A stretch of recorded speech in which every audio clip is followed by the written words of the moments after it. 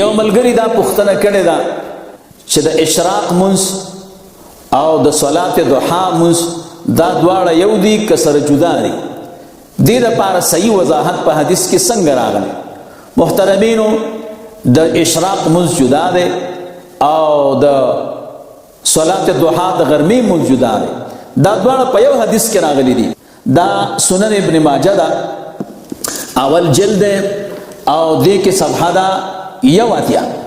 په دې کې حدیث مبارک راغلی دی. رسول الله مبارک صلی الله علیه وسلم فرمای، دا عاصم صاحب وای سألنا علیا، من د حضرت علی رضی الله تعالی عنہ نه پوښتنه وکړه د رسول الله مبارک صلی الله علیه وسلم د ورځې د منځ په باره کې.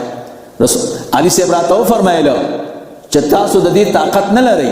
موږ ورته موږ ته خبر راکا، موږ به پې عمل وکړو چې څومره مو طاقت وي.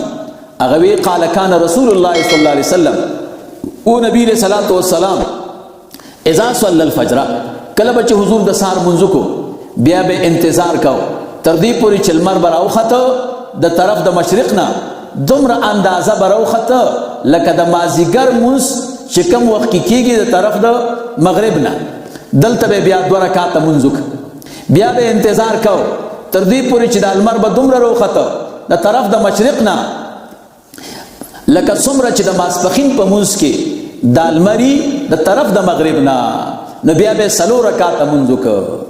نو 4 رکعاته منځ غرمه کې دې ته صلات الضحا وای. او چې کله بل مر راوخته په اندازې د مازدیګر د منځ چې سړی منځ کوي قبل ان تتغیر الشمس، لکه فقها چې وایي د لمر د تغییر نه مخکې دغه اندازې، یعنې لمر رڼا به ښه کامله شوه، نو په دې صورت کې به 2 رکعاته منځ کوو. نو هغه 2 رکعاته اشراق دي، دغه 4 رکعاته چې دي دا صلات الضحا دي. سنن ابن ماجه اول جلد او صفحه دا 81.